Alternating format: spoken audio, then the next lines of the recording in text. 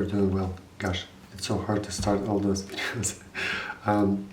I recorded one video to talk about photography, but it appears I was too serious while I was talking about something that I was really passionate about for a long time, and I wanted to make a shorter introduction video to photography, just to talk about how I got into this, and if you're interested into digital photography, would it be on smartphone, on a camera, some tips and maybe inspiration for you going forward. So first of all, decide what kind of photography you like and why you wanted to get into digital photography, what different you want to explore from smartphone camera photography. Nowadays smartphones are pretty great. They're producing good quality image, and they're comparable to modern cameras. There are a lot of videos comparing audio, video, picture quality, but still there are some moments that people want to capture with something more quality. There are explanations for this, probably because smartphone cameras don't provide some controls, and what I wanted to talk today about is what you can do with the very basic cameras that has manual controls over aperture, shutter speed and ISO that smartphones are unable to provide these days. Before we dive into basics of cameras and their controls, I wanted to talk about my experience, how I got into digital photography and carrying all the time camera with me. When I was a kid, I was shooting with Smena 8. It's a Russian camera on a film, of course, and I got this camera with me on a trip when I was traveling with my friends, and I was making pictures. And sometimes I forgot to roll over the film roll, and there were overlapping images, and that was very funny moments for me where it's one image but on top of another. My father was into photography. He had a dark room where you need to work with the film and produce printed images. I don't remember the names of those tools to produce, but most important is dark room, usually buff room, where all the small holes are plugged with material or clothes to make it really dark, and maybe you can use red light. You have to take out the film and roll it over into different roll, and then you can use it to print out images through for different mechanisms. Anyway, it was very fun to observe, and I had a little bit of experience of this dark room. So when the Lightroom software came out, I don't know, 10 or some years ago, it was interesting that they actually called it Lightroom.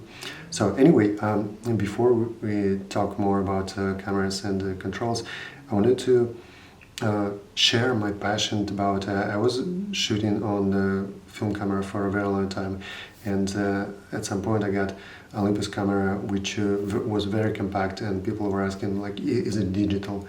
And no, I was shooting dozens of rolls on this, and I'm glad that I was able to understand the basics of film camera, sensitivity, ISO, and how they're performing in different conditions with flashlight. But unfortunately, when I got into digital camera, I realized well, it's not as good as film camera, even though it's supposed to be digital, right? The megapixels were growing almost every year, and by the moment when I got to 70D, and I was so excited to get a real DSLR camera, and I was hoping that my pictures will be way better than small compact camera, even like this.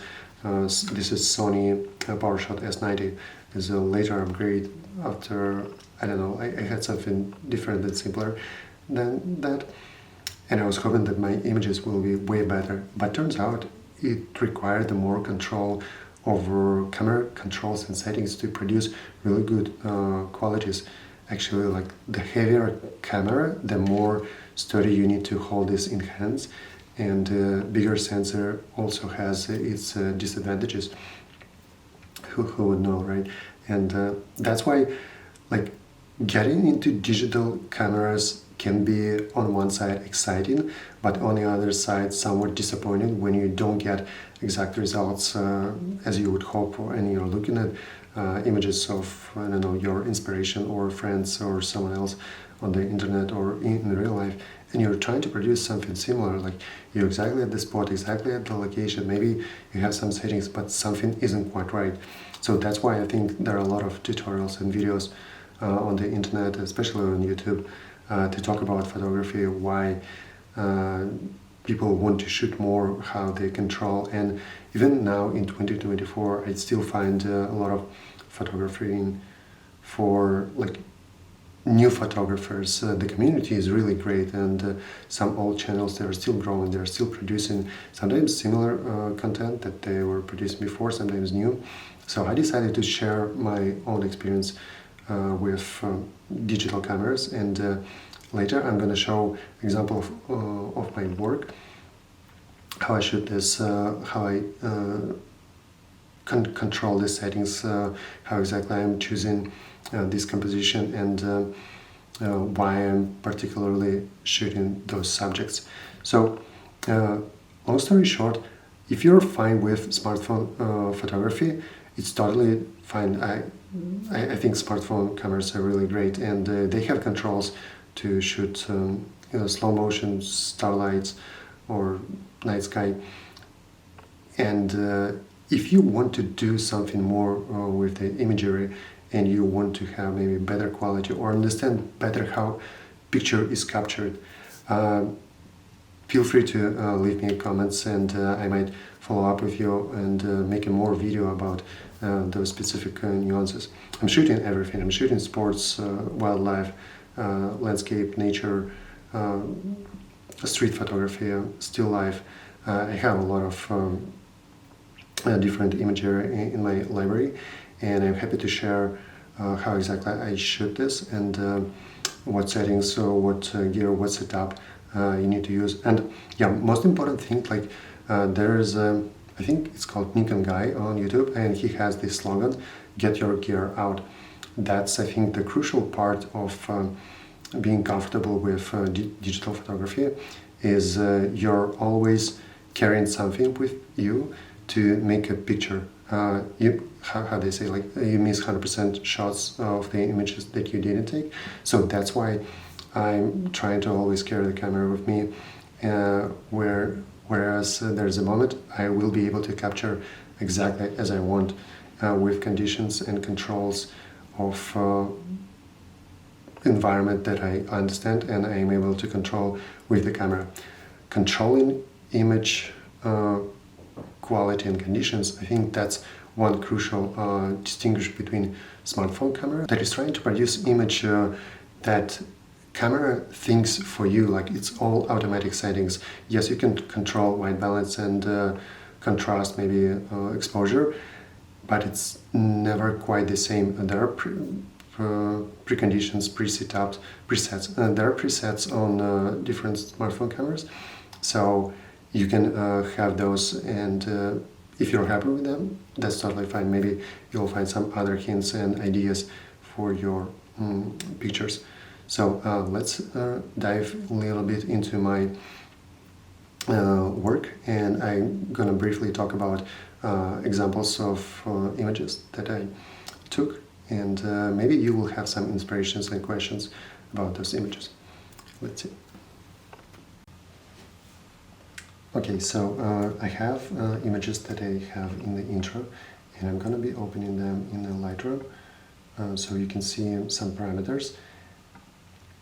And let's say they're in no particular order. I think that was the first. And when I go to developer mode, I can see histogram. I always shoot with histogram on the camera that is visible to me, because that is one tool that allows me to control exactly settings of camera and image color composition, I would say. For example, in this case, if I lower exposure, it's gonna be just, you can see that middle tones here. So here's the shadows shadows, blacks, exposure, highlights, and whites. When I control in this histogram, I mainly control the exposure, but I have all other tools, and this is JPEG quality. It's not as good for adjusting image quality. So usually you're shooting with RAW. RAW shooting is one of advantage of digital photography. All the cameras now, I think, have ability to shoot RAW, and the smartphone cameras also has ability to shoot RAW. But the key difference is that the software for smartphone photography isn't that good, or maybe that comfortable for smartphone or iPads or any handheld devices compared to desktop utilities. People are working with them and it's totally fine, but I personally find Lightroom as a very easy tool to apply presets for all my images when I'm editing them in bulk. And adjusting, I have basic presets that I developed on my own. I haven't bought any. I try to sometimes see what other photographers are doing for tone curve here, and sometimes I mimic this, but I have very basic preset on my own. So let's talk about photography in general. So this is an image that I took in Costa Rica from the Crocodile Bridge, and when I go to settings for photography, I can control shadows. For example, I can make more shadows here, and maybe I can decrease blackness, so this will be more contrasty look. And by controlling highlights, I can control specific parts of the image. Also, I can control the temperature and make it, for example, cooler or more natural. So in this case, it's not showing me exact temperature. I will make a different video for exact image processing characteristics, or I will make a separate video for image processing and tools that I'm using on my day-to-day practice. So let's talk more about other images that I like to shoot. So for example, those are good gradients that is really hard to capture with smartphone, because smartphone cameras don't have same image sensor compared to any digital camera.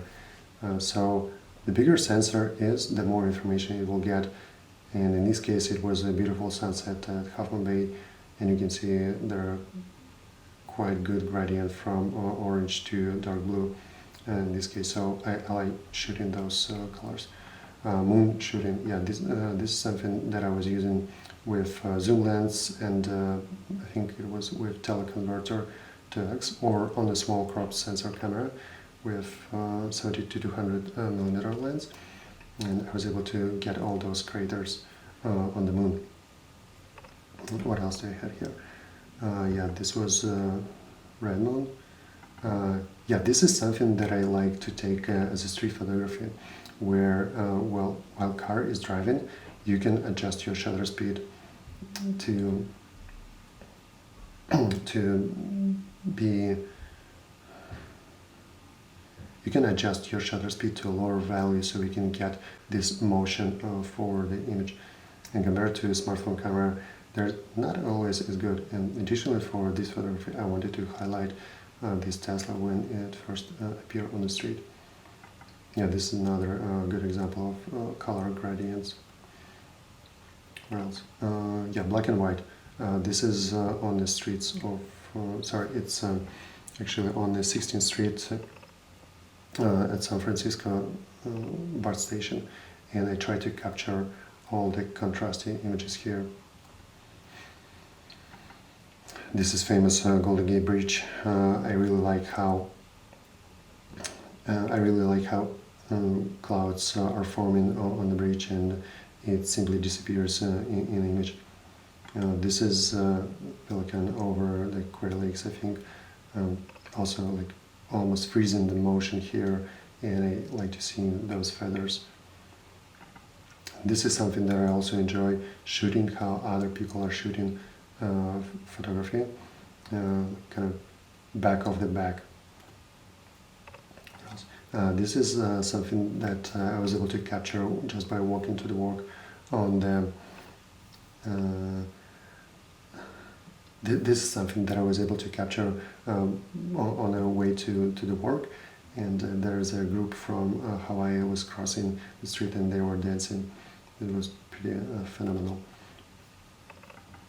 This is something that I was trying to mimic from other photographers, where there's a good contrast in the street where it's a harsh light, and that means there are really deep shadows, and I wanted to get a person in the light, but apparently I was either too late, or I decided to take this silhouette of a person here walking into the shadow.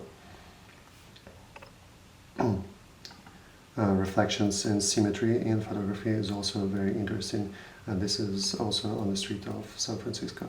That one I took when I was just finishing the crossing walk on the streets of San Francisco. Yeah, something that smartphone camera really hard to achieve is taking a firework picture, because you need to have a tripod, you need to have an exposure, and you need to really control all those settings like ISO, shutter speed, and aperture to get exactly the right imagery for fireworks. I also have an example of Milky Way. This is somewhere on Hawaii, I think. In order to take this, you really need to have a big sensor and really dark sky, and know in advance that Milky Way is actually will be visible. What else I have? Let me actually scroll this through. Yeah, so this is my daughter when we were walking in Coyote Hills Park. She was riding on a bike, and then she stood still, and I tried to capture this perfect moment. I find it really funny. Also streets of San Francisco. When the fog is there, it's really good scenery. And here I wanted to emphasize on black and white colors with a good contrast imagery. Yeah, cropping, censoring, producing, cropping and making a good composition for video is also something that I learned a lot. I'm still learning while doing photography. Right, this is in Olympus Park in Washington, where we got lucky to capture those woodpeckers. Yeah, this is actually something that I wanted to talk about, how to freeze frame, how to understand what part of the image will be motionless and what part of the image will move. This is something that you can find out by experimenting on your own and notice like what's the shutter speed I need to set up. So in this case it was 1/8 of a second, and f13 diaphragm open. So in this case I wanted to capture biker waiting for the green light to cross, and how all other people are moving. I find it real cool. Yes, this is right. So this is shot with zoom lens of the wave, and I found it really captivating the moment when the wave is touching the water back, and how clean and crystal this is look like. Yeah, so this was this one was taken on our Quarry Lakes when I have to lay down really low with the camera and get symmetry of the water and the tree. Yeah, and at the same moment there was a good dark contrast of the pelican that I was able to capture. Playing around with reflections is something that I'm also learning. Good scenery and landscape. This is Zion. Something that I would like to do more, but because I don't drive as a passenger much, I don't have much chance to practice with shooting cars on the road.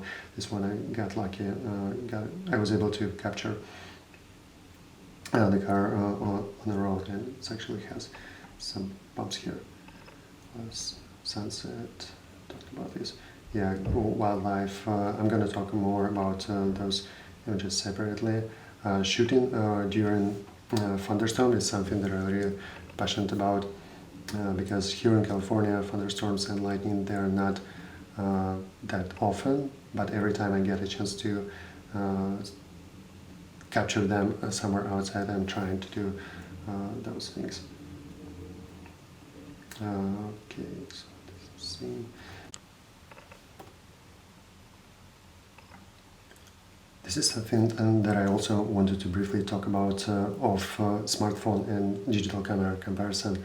Every time I got a chance to shoot both with camera and smartphone, I'm trying to make those shows to compare how it would appear on the smartphone. So for example, here you can see this image was taken with Canon 6D, and roughly the same image was taken with Pixel 6. It's the same setup, almost exactly same timing, but you can see the drastic difference in terms of gradients, colors, and smartphone camera is trying to get smartphone camera is trying to get everything in the flat as a flat image by pulling out shadows and decreasing highlights, basically removing all the contrast from imagery. I specifically pulled this into album to get a comparison between those two images. So this one, I was experimenting with highlights and see how much do I need to bring down the highlights and exposure. And this is the reality. Whenever I'm trying to pull out shadows, I'm sacrificing something else in the imagery. Yeah, this is another example of the same image and taken with Sony RX100 and Pixel 6. Pixel 6 is still a decent smartphone camera, but it isn't able to capture all the gradients and colors and understand that things in the shadows need to be shadow. Yeah, let me do one more. Yeah, for example, this was a very recent shot, and I wanted to get a good color from sunrise behind those clouds, and you can see like I had to fully break down the exposure, and that's what smartphone camera was trying to do for me. So it's not the same. So I hope you enjoyed this brief introduction into digital photography, and I was able to explain some nuances and differences while shooting on the camera compared to the smartphone. If you like it, please hit the like button and subscribe, leave me a comment. I'll be happy to read and react to any feedback. And I want to make more videos about actual shooting images, how to produce quality, how to make the outcome image to look exactly as it was shot on or appeared on the camera while I'm looking at the actual display. But sometimes it's not the same when I'm post-processing this and uploading to cloud or desktop or on the phone. So there are nuances that people need to know about photography, how to actually process them, why images shown on the camera look one way but don't look the same on laptops or smartphones. So stay tuned, and I hope you had a good time. Thank you. Bye-bye.